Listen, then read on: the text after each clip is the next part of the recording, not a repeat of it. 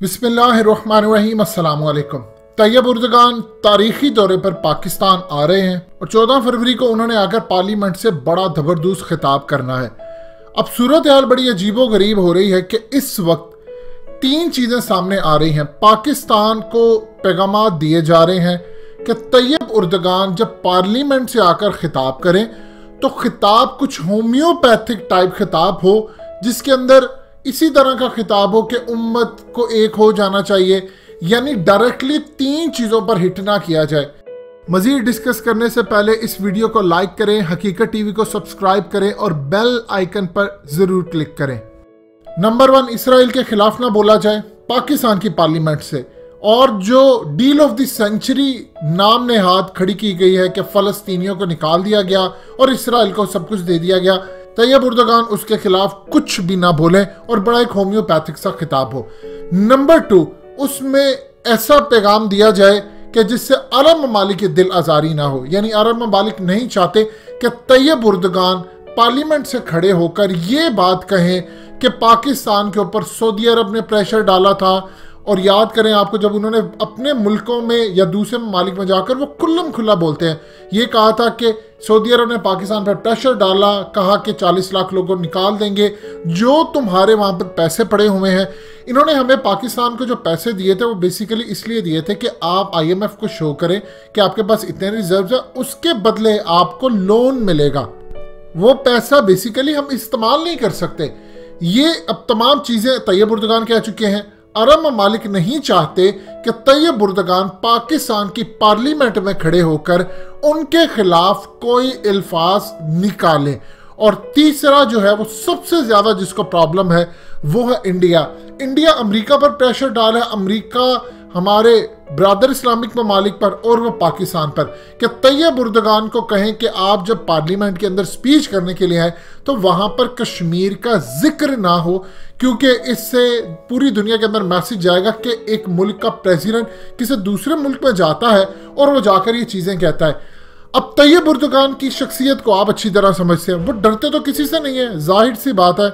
उनका शरीफ खानदान के साथ ताल्लुक पहले बहुत ज़्यादा करीबी था, लेकिन इमरान खान को वो इतना पहले पसंद नहीं करते थे। बस एक आम से लीडर की तरह उनकी हमेशा से कुछ चीज़ें उनको पसंद थी कि वो एक ईमानदार है।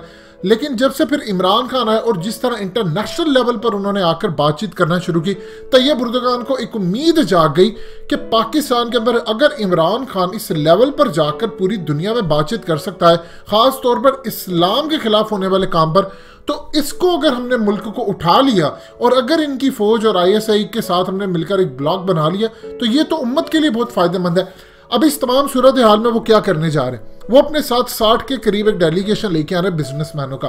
वो पाकिस्तान को कर्जा नहीं देना चाह रहे, वो चाह रहे हैं कि वो बिजनेसमैन चाहे अरबों डॉलर्स बन जाए, वो पाकिस्तान में इन्वेस्ट करें, CPEC के ऊपर इन्वेस्ट करें और उसके अलावा वो दूसरी चीज़ों पर इन्वेस्ट करें। अगर आप इन्वेस्ट करते हैं तो उससे ये होगा कि आपके पास कर्ज नहीं होगा, आपके बैंकों में पैसा भी आ जाएगा, चीज़ें भी आएंगी और आपके रिजर्व बढ़ जाएंगे। उससे मुल्क की मैशियत बड़ी हो जाएगी, ख़ासतौर पर CPEC में एक और मुल्क शामिल हो जाएगा। ये बेसिकली वो प्लानिंग चाह रहे हैं।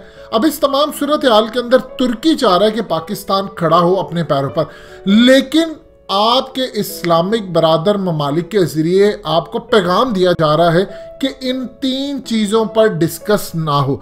अगर तैयब उर्दगान किसी भी वजह से पार्लियामेंट में तकरीर करते हुए इन तीन टॉपिक्स पर किसी एक में छोड़ दें या सारे छोड़ दें या सबको डिस्कस ना करें, तो समझ लीजिएगा उसमें तैयब उर्दगान की गलती नहीं है। एक प्रेशर पाकिस्तान की तरफ से उन पर गया है और पाकिस्तान पर ऊपर से प्रेशर आया है कि आपने ये तमाम सूरत हाल में बातें नहीं कहनी।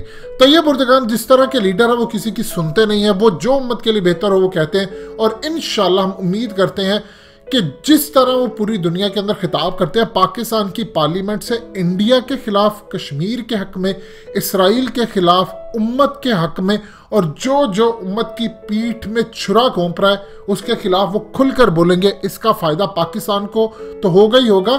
इंटरनेशनल लेवल पर जब हेडलाइंस बनेगी कि पाकिस्तान की पार्लियामेंट में खड़े होकर तैयब उर्दगान ने कहा, तो आप सोच लीजिएगा कि हमारा इमेज किस लेवल पर बढ़ेगा। और इंशाल्लाह उम्मीद करते हैं कि पाकिस्तान कोई दबाव ना ले और ना वो तैयब उर्दगान को मजबूर करे कि कोई होम्योपैथिक टाइप तकरीर करे जिसमें ये तीन इशू डिस्कस ना हो। आने वाले चंद घंटे और डेज के अंदर आपको बहुत ज़्यादा अच्छी चीज़ें देखने को मिलेगी। इंशाल्लाह तैयब उर्दगान का दौरा बड़ा ज़बरदस्त होगा, क्योंकि फरवरी के अंदर एक तैयब उर्दगान का दौरा है और उधर इंडिया में ट्रंप का दौरा होने जा रहा है। ये बड़े दो दौरे अहम हैं और इंशाल्लाह उम्मीद है तैयब उर्दगान का दौरा बेहतरीन साबित होगा। दोस्तों, हकीकत टीवी को सब्सक्राइब करना मत भूलिए, वीडियो को लाइक करें, शेयर करें और कमेंट सेक्शन में अपनी राय का इजहार ज़रूर करें।